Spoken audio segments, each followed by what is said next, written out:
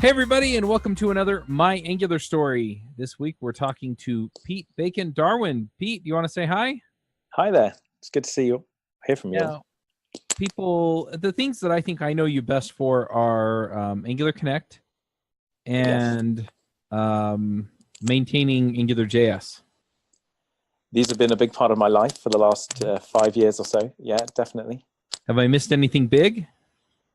Well, a big part of my life, which maybe people are aware of, is that for many years I've been the full-time dad, stay-at-home dad, and that IT is somewhat kind of my second string.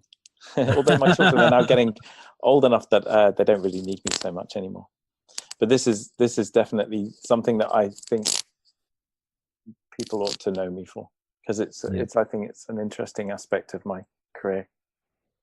Yeah, it makes sense. That's a lot of work though. Yeah. It's brilliant though. It's one of those things you hate it and you love it. Yeah, my wife, I guess stays at home with the kids isn't exactly the best way to put it, since I work from home, so I'm here anyway.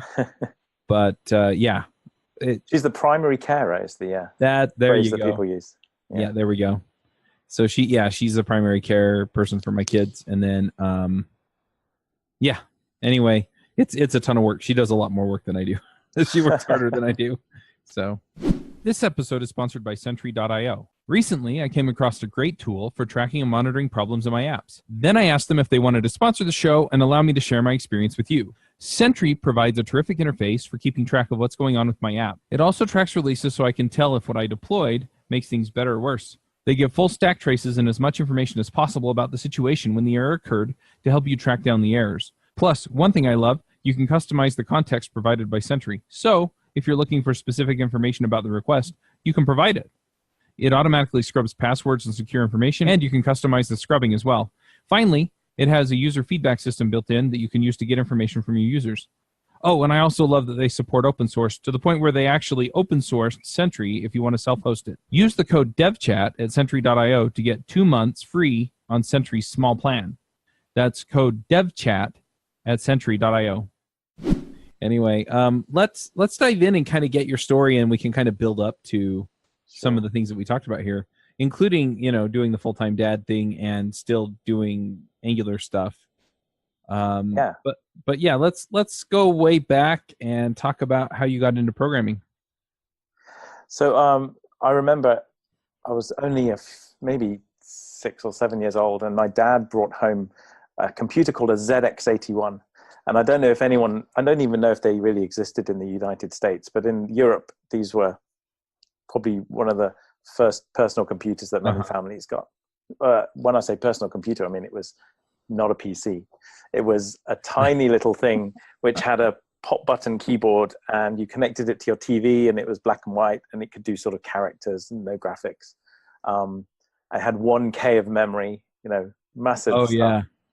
And he bought it for us for Christmas. And I remember on Christmas Day, he pulled this thing out, plugged it into the TV, and started typing away. And he ran a little program, and it sort of said "Merry Christmas" across the screen over and over again. And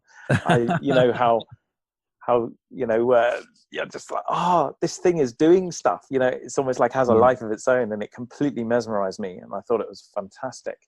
And then slowly he wasn't a programmer, he was an electrical engineer, but obviously he had sort of some skills. But we started playing around with it a bit, and then slowly I got more powerful computers, ZX Spectrum, which I don't know if that was a thing over in the States either, but these are all really basic machines compared to nowadays. And I just kind of loved doing coding. It just felt like a great hobby. And I used to get these magazines called Sinclair, Your Sinclair magazine. And in the back, it would always have loads of programs you could type in. So I'd spend hours typing these things in. And I remember typing in machine code programs where you had to type in hex. And because you were so likely to make some mistake, they would always have a little checksum at the end of every line. And then you'd run it, and it would fail. And then you'd have to search through to find which hex character you'd typed in wrong. And it was just always something that just went on in the background, and I never thought of it as a career. When I was a kid, I was interested in physics. I envisioned myself being some kind of Einstein theoretical physicist. I loved quantum mechanics and relativity and all these crazy modern physics things. So when I was in my teens, I was thinking, yeah, this is what I'm going to do. I'll go to university. I'll become a researcher. I ended up going and studying maths because that was a good route into theoretical physics. But then by the time I'd finished my degree, I actually didn't really feel that confident about being in research anymore. And I'd always had the computer programming ticking along in the background. When you do things like a maths degree, you're always going to be doing computational programming things in the background. And I just enjoyed doing it. And I still saw it as a hobby. And I graduated and I just thought, what do I do with my life now? So I thought, well, I'll just go and get a coding job because I find that fun and it's going to pay me pretty well. And then I'll think about what I want to be in real. And I never went back. And I've just coded ever since. Nice. Yeah, it's kind of interesting too. I know a lot of people that, they got into programming as a kid, kind of like what we talked about with your story. And then, they went and studied something else. Yours was still fairly mathematically, based. But at the same time, then it's like, oh yeah, programming is this thing that I've always loved, and that's where they end up. I've talked to other people that, no background, and then as an adult they decide. And so it's interesting to see where all of the differences are, and why you made certain decisions and how you wound up. I mean, I wonder if it's a generational thing. I mean, I'm definitely in the older range of the Angular team. I'm not the oldest person on the team, but I'm definitely in the top end. And when I was a kid, computer programming wasn't really a career. Right. The internet didn't exist. Programmers were really just people who were using programming to support some other activity like engineering or so on. So it wasn't something that you would see. Whereas, nowadays children are growing up and like, I'm going to be a programmer. This is their goal, and they actually see it as a path from the day one. Whereas I guess it took a couple of decades for me to catch up with the idea that it could actually be a career. And that's why, and I think lots of people of my generation probably would have done that too. They start out doing other things, and the coding is a support mechanism, and then they finally realize that they could just do the coding and get rid of all the stuff they don't like doing. So yeah, it's been a really nice career because I'm doing something I would do for free. I love coding. It's a great hobby. Yep. And some people like doing Sudoku or crossword puzzles or stuff like that. But I find coding a real joy to just break into the problems and fix them. Awesome. So, I mean, you mentioned that you're on the Angular team, and I'm kind of curious, you probably getting started and going through college weren't doing a lot of web development, right? You were probably doing C and C++ and, maybe some other languages. So how did you get to web development and from there to Angular? Well, after my first job, which was like embedded coding in little chips that were going to be stuck inside radio devices, it was really low-level stuff. I decided I needed to move to London in the UK because that's where everyone goes in London, in the UK. It's where all the work is. And I joined a small company called Smart Logic. And they were actually a kind of competitor to Google at the time. This was around 2000, and Google, I think, was just starting to take over the world, but it hadn't got the full monopoly that it feels like it has nowadays. And Smart Logic was a search engine company. They had a search engine crawler called Web Ferret that was written by a guy called Martin Porter, who was an academic in Cambridge. And we did things like news categorization, where we'd be parsing text and working out what the news was about and putting it into categories. So it was really quite front end stuff at the time because this was only 2000. But then Google sort of captured the entire market, and pretty much all of the other small players just decided to drop out. So then I went. So this was my first real. It wasn't even that much to do with web at the time. We were doing a lot of back-end engines to parse text and things like that. But when I was working on that was when .NET, Microsoft .NET started appearing, and I started getting involved in that. And then I left that company and became a consultant. And as part of a consulting career, I'd go to lots and lots of projects and see lots of clients and how they did things and the good and the bad. And that was when things like building the user interface via the web became a thing. Up until that point, the web was very much read-only, and it was just when Web 2 was starting to happen, and dynamic HTML and JavaScript started to take off, and that was where I started to engage with web technologies. But it wasn't really until I actually gave up work to become a dad, that we talked about already, right? That web became a big part of my career. Because when I gave up work, I stopped work completely. I didn't have a job, but what I would do is little projects in the background, like for local neighbors or people that I knew. And I'd build them websites, and or I would solve their problems. And what happened was there was an orthopedic surgeon who wanted to have an online, offline survey that he could give to his patients and say, how painful is your knee now? And then he'd bring it to them after the operation and say, how painful is your knee now? And they'd fill this thing in. But the trouble was that at the time in hospitals, there was no real Wi-Fi. So he had a tablet that he could put this thing on, but he couldn't have it necessarily connected to the internet. So he wanted it to be able to run offline. So I started looking into various ways, and I found JavaScript would be a nice way to run an offline app.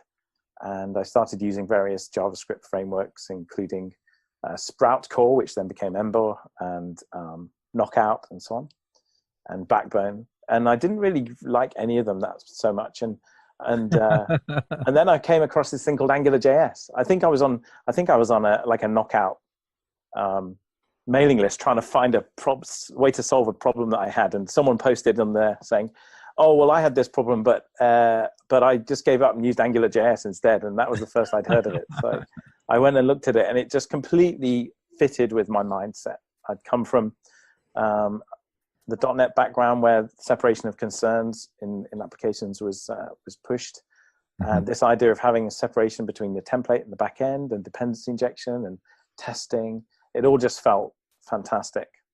And I was just sold from that moment onwards. And I just started using it for quite a few projects that I was working on. And I found bugs, and I started listening to the mailing list, and people were asking questions. I was like, I know the answer to that question. I'll answer that. And before I knew it, I was answering like 95% of the questions on the mailing list. Wow.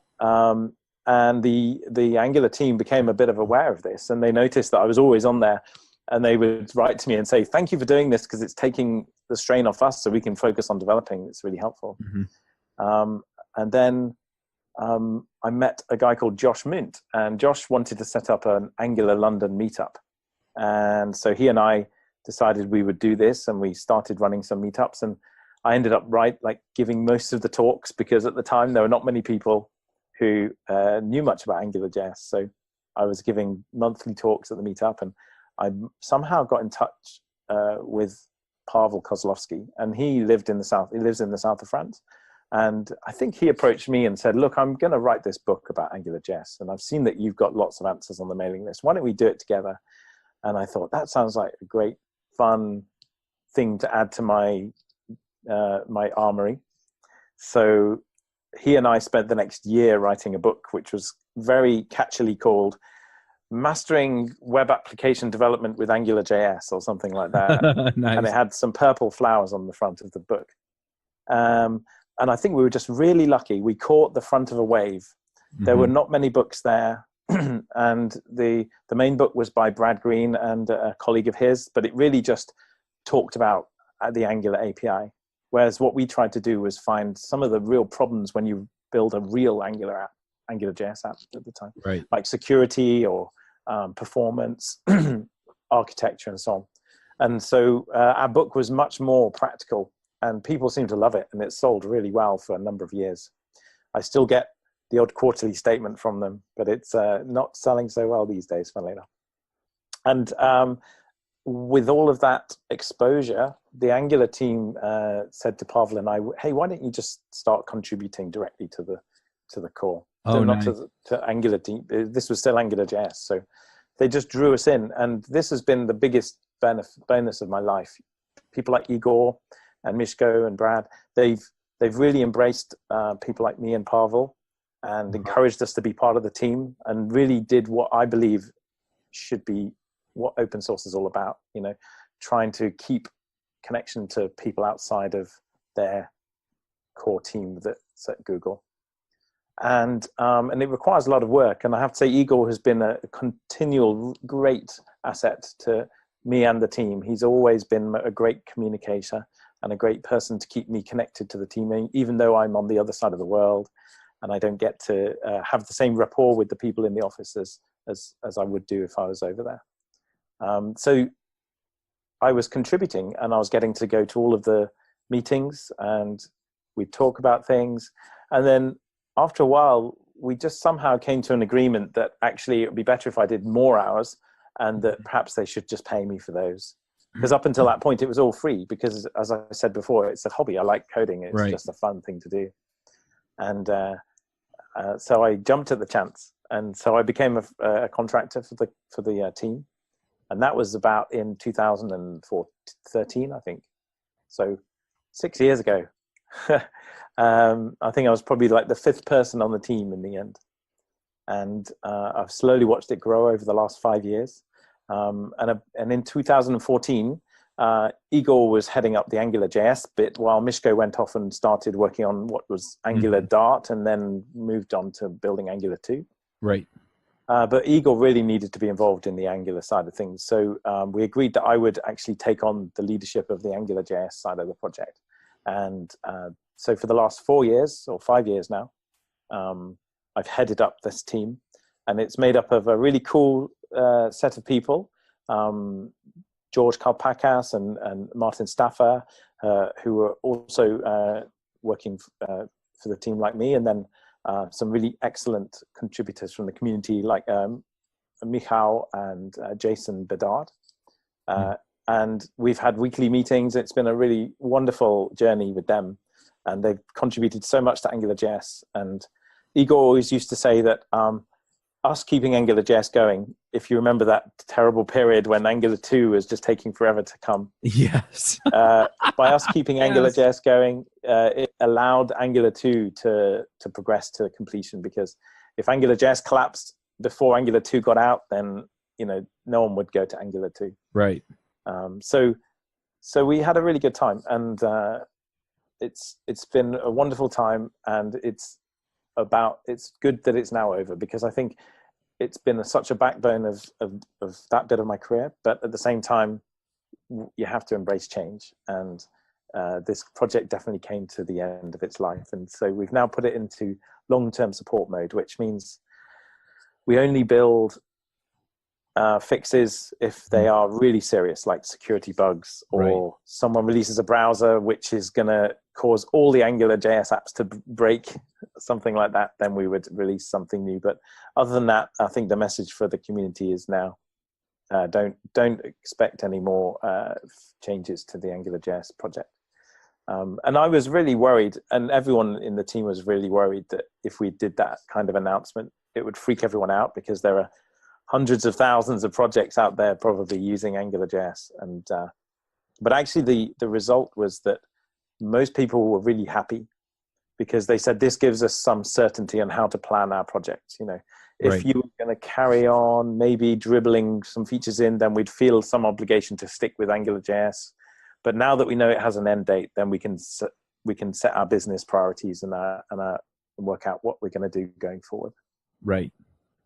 So yeah, AngularJS was the big thing, but it's coming to an end. So the people on the AngularJS team are slowly finding their way into the Angular side of the project, and that's what I've been doing for the last probably year or two in various different ways.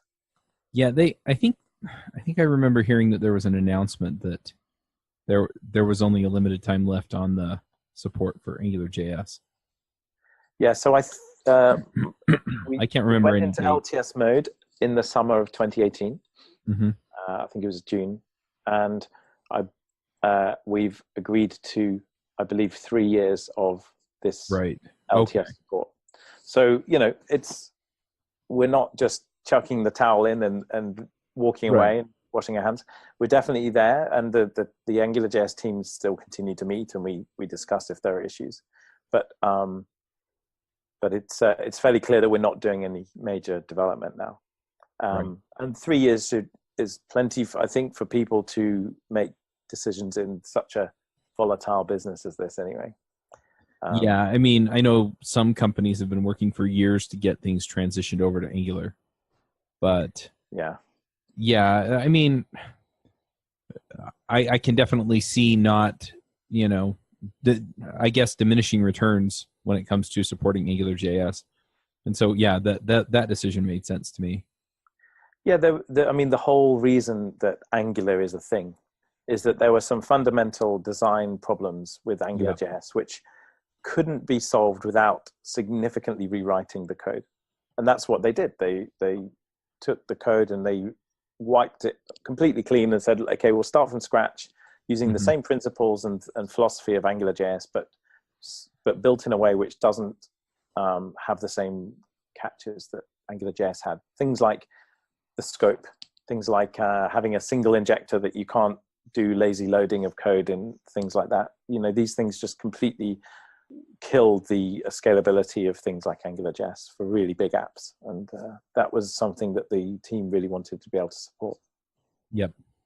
But obviously, even after the 3 years of LTS, there will be AngularJS apps living and being used. It just means, and if they're working now, then the chances are they'll still be working in 3 years' time, because if they're working now, then they've probably been well worked over, and any bugs that are in them are probably solved. So unless you start adding new features, then your bug count doesn't tend to go up. Right. So the future is looking good. I think everyone's settled into this feeling, and we can now focus on our goals on Angular instead. Yeah, that makes a ton of sense. It's interesting too, just to see how you kind of evolved from, hey, I'm sort of fanatical about this framework, and so I'm going to go help people online, to, sort of being, I don't want to say an unofficial member of the team, but you were definitely somebody they were leaning on, and then it was, okay, now we're going to bring you onto the team, and then you wind up supporting. Isn't it amazing? It totally blows my mind that I can sort of squeeze my way into this team of outstanding engineers who are way outside of my league when it comes to their abilities, and that I've managed to have the benefit of being part of them. It's obviously great being in the Angular team just because it's a cool project to be on, but to actually have access to those kinds of engineers, it's an absolute blessing. It's really amazing. And on top of that, I've got this fantastic flexible career where I get to look after my kids, and I work from home, and I choose to a large extent the way in which I work. It's quite remarkable, and I don't know many industries where that is possible, but IT is definitely one of them. And I'm definitely a big proponent of trying to balance out your life and not just be obsessed about just working all the time, because I think it's not healthy. Obviously, I think I'm a bit lucky and I'm in the unusual case, but I always encourage people to make sure that they have a good balance in their life, and that their family is good for them, and that they have hobbies outside of work, and that they're not up all night, every night, killing themselves and burning the candle at both ends and so on. Yeah. Well, and it's interesting too. I definitely agree with, speaking of balance. Yeah. I mean, figure out what you want from your life, and then, go make it. Yeah. And if all you want from life is to, work your tail off at some job, maybe you need to look at some other things, but yeah, I definitely agree with that. The thing that I find interesting too is just, again, I have people come to me and they're like, well, how do I become more well-known, or how do I become more involved in the community? And it's like, you go out there and you be awesome. I mean, you go help people, you help a lot of people, and eventually it'll work it'll work out. And that's definitely what happened to you. You were just out there helping a whole bunch of people, and you wind up on the radar of the people running the Angular project. And I've actually seen this happen a number of times. So I'm not definitely an outlier here. The open source world is a wonderful place because it really is very opens up so many possibilities to people who are in the background just working hard. And I'm always encouraging companies to engage with open source, and I'm always encouraging individuals who want to go up the tree. I say to them, don't focus on your CV, focus on what you're doing on GitHub. Yep. Write articles, build code, fix bugs, go on Stack Overflow and answer things. That stuff will count so much more when you've got an interview with a company than what you can do on your CV to like make it look flashy. Well, what I tell people, because I've been writing a book on how to get a job. Oh, cool. And the thing is your CV or resume or whatever you want to call it, depending on what part of the world you're from. I mean, essentially it's a sales brochure, right? It's to get your foot in the door, maybe. Yeah. And so if you have all of the other things that you're talking about, you can put them all on there, right? Yeah, I've answered, 10 million questions on Stack Overflow, and I've contributed to these 6 projects on GitHub. And, it's not that you're focused on building your CV, but at the same time, you put that stuff on there, it's going to stand out a whole lot more than I showed up to my job for the last year and did what they told me to. And even though I did impressive things with Angular, somebody else who's out there and involved in a lot of these other projects that a lot of people use, that's definitely going to get more attention. And the big difference for me is that it's transparent. Yeah. Yes. If you are putting things to GitHub or answering questions on Stack Overflow, future employers can go and read it and see the quality of what you're producing. Often you'll see, I was at this company and I was the most highly prized employee, but what does that mean? It's all locked away in the company unless you start going and taking references up from those people. But if you've got stuff out there on the internet, then it's easy for people to check up and see what you're doing and if they like the way that you work. Yep, definitely. So I want to ask about Angular Connect, but I'm going to ask you a little bit more about your work-life balance and how you manage that, right? I mean, you said your kids are getting older, they're a little more independent, but it sounds like you're still making sure that you're taking the time to be around when they need you around. So how do you strike that balance? So they're now teenagers, which means that they don't need me so much to walk them to and from school or this kind of thing. Right. I'm somewhat more of the dad taxi now, driving them to places. I get that. My oldest is 13, so yeah. Yeah, so it's exactly. Yeah. So they're very independent-minded. But I think, actually, when you're a teenager, you need your parents as much as ever, but in a different way. You don't need them to wipe your bum and to brush your teeth or whatever, but they need you from an emotional point of view, because it's a really traumatic point in your life, going through puberty and your teens and all the stresses of that kind of part of your life.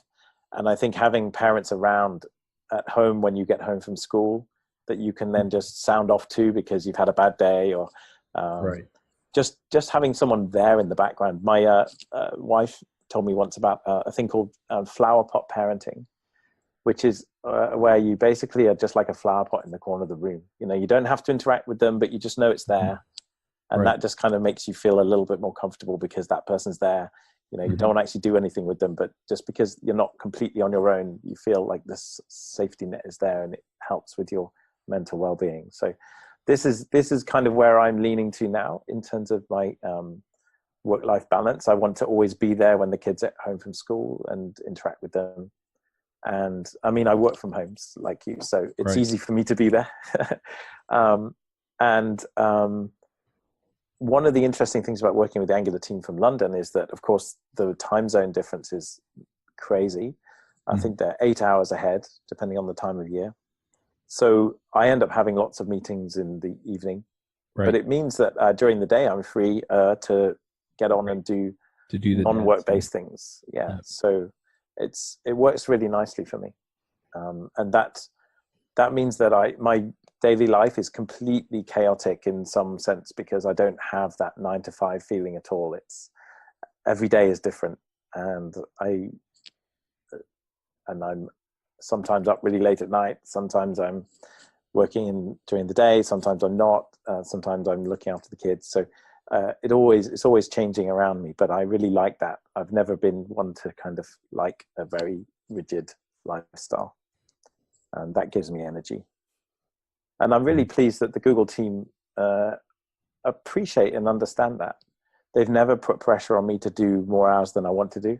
Mm-hmm. And they've never indicated that the style of working that I do is not acceptable. But maybe I get those benefits, but I push back and provide them with high quality work. Who knows? They seem to be happy enough. They haven't sacked me yet, so well, that's only a matter of time. Is that, we've kind of talked our way around, finding a job that gives you what you want. And again, it comes down to, what value you're providing. Are they happy with that? Do they understand where you're coming from? And if you set a lot of those expectations out up front, you really can kind of tailor the job to be what you want. And some companies are more flexible than others. And, maybe different teams in Google would be less flexible, but they knew what they were asking for when they asked you to come and work for them. So, yeah, definitely. But every year I kind of expect them to have some kind of managerial decision that actually they don't need me anymore. The writing's on the wall. It's always like every year, but that's fine. I even said to Igor once that if they stop paying me, that's fine. I'd still carry on doing Angular because I love doing it so much. Maybe not quite as many hours, but I wouldn't be at all upset if they decided that it was time to change the dynamic. This is the longest continual project I've been on in my life, which is quite remarkable. But I mean, even then, most of the folks I've talked to at Google, it sounds like they have a certain level of autonomy from one team to the other. So I really want to dive in on Angular Connect. So how did that get started? Yeah, so I kind of skirted around that, but this all grew out of the meetup that I mentioned at the beginning with Josh Munt. He and I were running this meetup, and he kept saying, I think actually maybe we saw ngconf, the first one. Mm-hmm. And Josh came to me and said, you know what, we should be doing that too. London's cool. Everyone would like to come to London. Let's do it. And at the time, we'd also then just partnered with another meetup in London that was Angular related. And we realized that we shouldn't be competing with each other. So we merged the two together. So the person who was running the other meetup was Ed Connolly. And the three of us decided, right, we're going to do a conference. So we approached White October Events, which is the events company that we work with. And at the time, it was just a 2-woman band. It was Ruth, who basically is the CEO, and another colleague of hers. And they just said, yeah, let's do this. And they put down, they underwrote the whole thing. And I remember Ruth saying to me, right, okay, so we're doing this Angular Connect thing. If it fails, the company is done for. Yeah, I'm betting the whole company on this because we've put in this huge deposit on this venue, and if no one buys tickets, then we're going to have to fold the company. But of course, it was hugely successful, and we've gone on now. It's 4 years, and every year I feel that we do better. And the thing that I'm really proud of with Angular Connect, and it's in the name, right? From the very beginning, we didn't want to just put on a conference that was about lecturing people. Right. We wanted to provide us a place where developers could come together and connect, and meet each other and hang out. And the Joe Blogs in the street could meet these high-flying Angular core team in really informal environment where they could talk about things and get their ideas across or get help. And it's a great opportunity, I think, also for the Angular team to reach out and meet the real people that are using the framework day in, day out. And so all of the things that we do in Angular Connect are based around this fundamental idea of bringing people together so that they can enjoy and get more out of Angular. And I feel that we've done a really good job. And what I'm really proud of is that, first of all, conferences like ngconf have actually taken some of our ideas and incorporated them into theirs. We've also taken some of their ideas. So there's a to and fro. And we're really good friends with the ngconf team, with Joe and Aaron and Sunny. And we have a constant flow of discussion with them. So we've really benefited from that. But also, many speakers and attendees and people in the Angular team constantly tell us what a wonderful environment and ethos we create at the conference. And again, that's part of this package, is we want people to feel happy and right. Able to engage with people in a safe way. And that's the thing that I'm always striving for. The content's important, the food is important, the simplicity of the logistics. But if the ethos is not right, the atmosphere, then I feel that we've failed. And I'm really pleased that we've had so many people telling us year after year, oh, this is my favorite conference to come to, my favorite Angular conference at least. It's got such a nice atmosphere, and you make it so easy for us, and the people are so nice. And that for me is the thing that makes me want to do it year in, year out. It's great. Yeah. This year we're doing a slight reboot, because we've decided this year to move venue. So after 4 years of being out in the east of London near City Airport, we're now going right into the centre. So we're going to be going to a conference centre which is right next to Westminster, which is where the government are currently having their Brexit discussions. And we can look out the window of the conference centre and see Big Ben, and you can walk out to the River Thames from there. So it's going to be a really awesome central London venue this year. We'll be able to do lots of cool things within walking distance of the conference centre. And because it's a new venue, we have a new layout. So we're going to try a few new things, see what we can come up with that will make it even more enjoyable environment for people to come together in. So you have to watch this space. We're starting to plan now. Nice. It sounds like fun. I would love to come. It seems like I've always had another conference that conflicted with it. So maybe this year. We'll have to try and find a way for you to come. Yep. So what are you working on now? So as I said, with AngularJS starting to wind down, with all the AngularJS team are starting to sort of find roles within the Angular side of things. So for a number of years now, I've been involved in documentation generation and building the websites for various of our projects to render the documentation. And so I built this funky little tool called Geni, which is spelled D-G-E-N-I.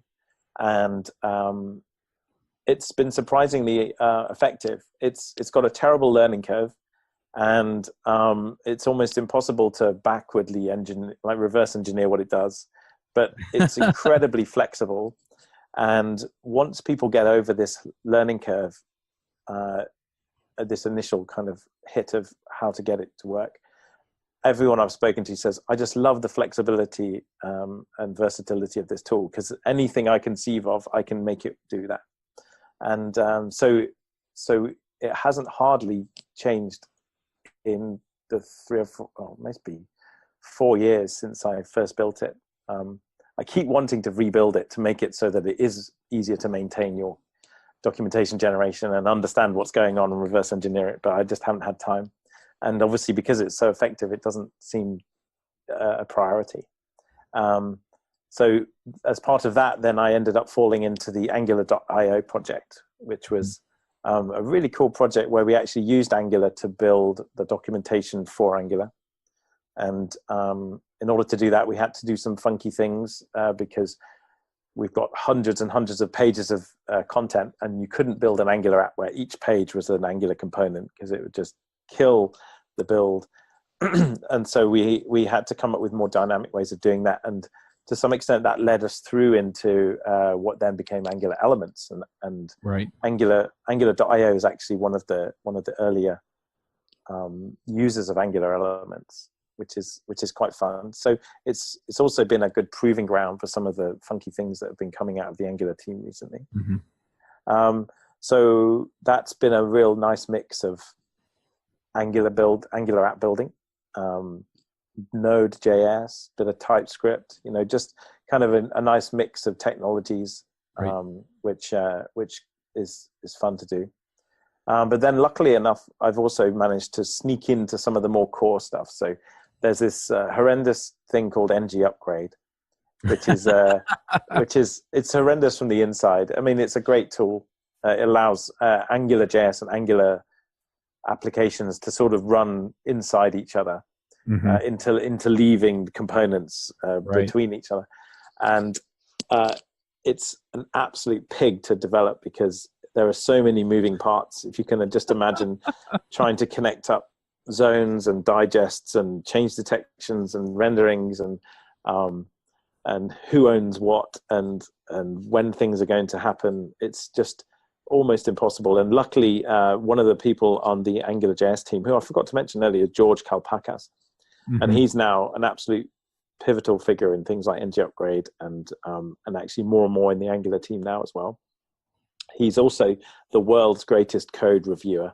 If you ever want your code reviewing, then you should go to George Kalpakas because he will go through it with a fine-tooth comb and find every possible thing that's wrong with it.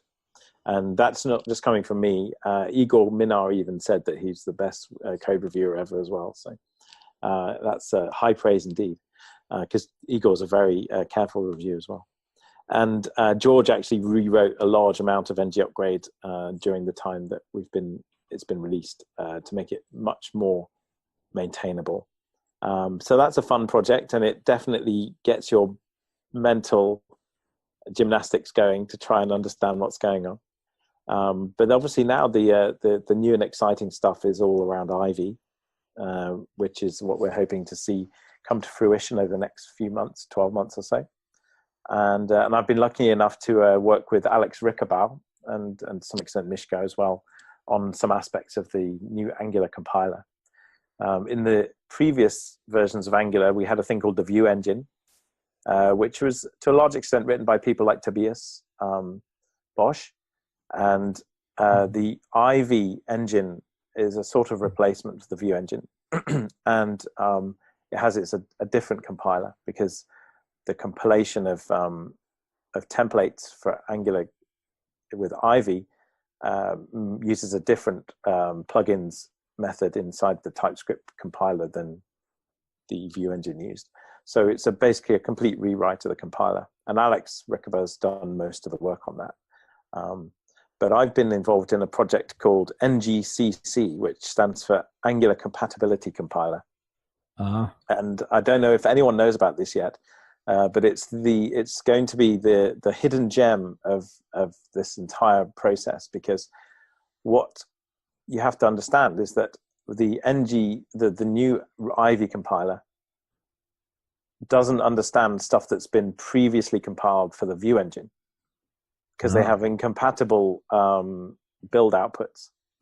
So if you've got someone who's built a library and they've published it on NPM having built it already, then you can't use that with Ivy unless you run the NGCC compiler over it. And what the NGCC compiler does is it decompiles the View engine code and then recompiles it into Ivy. So it basically takes pre-published libraries and makes them compatible with Ivy.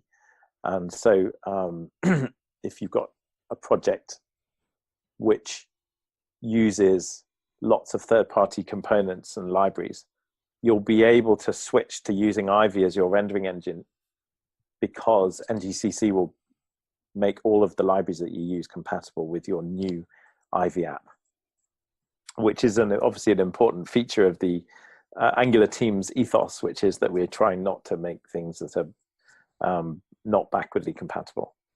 Right. But this is quite a challenge in itself, because obviously when you compile something from TypeScript to JavaScript, you lose a lot of information. Particularly, you lose all the typings, right? So to try and reverse compile stuff like that it can be a bit tricky. So it's been a great little programming challenge. But it's the kind of thing I really like, because it has very clear semantics.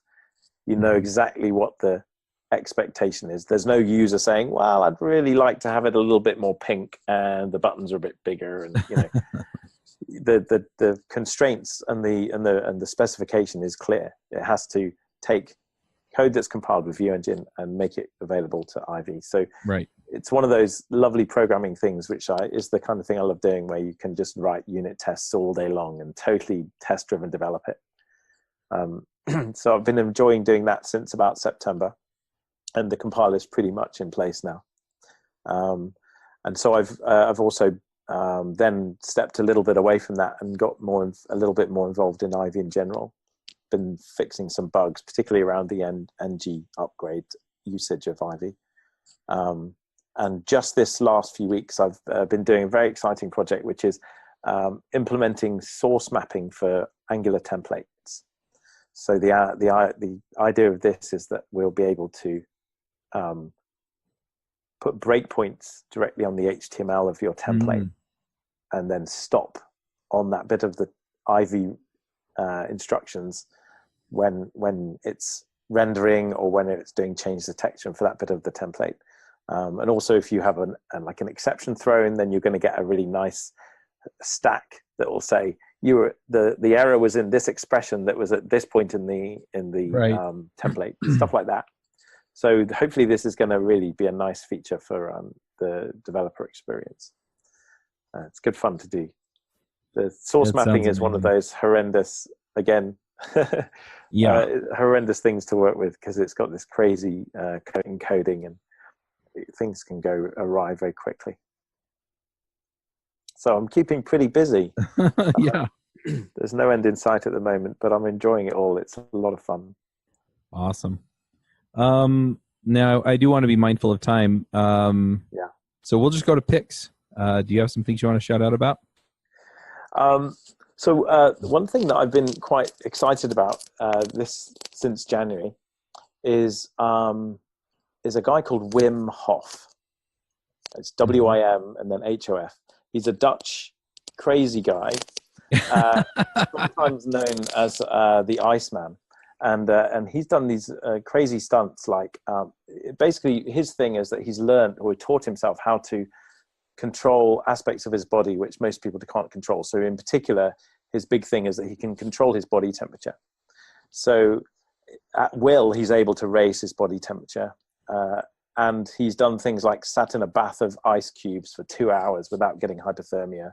He's 50 meters under an iceberg in the Arctic, minus something degrees. He's walked up Kilimanjaro, the biggest mountain in Africa, in a pair of shorts and no t-shirt. Like totally nuts. But he's got this method of training which he can teach to other people, and then other people are able to recreate the crazy stunts that he does. Right. It's based mainly around breathing exercises and cold showers. And I read a really cool book in January by someone who'd met him and then trained with him. And I think the book's called, I'll have to put it in the links, but it's called something like This May Kill You, or what? Yeah, I think it's something like This May Kill You. It was one of those books where you're like, oh, I'm definitely going to read that.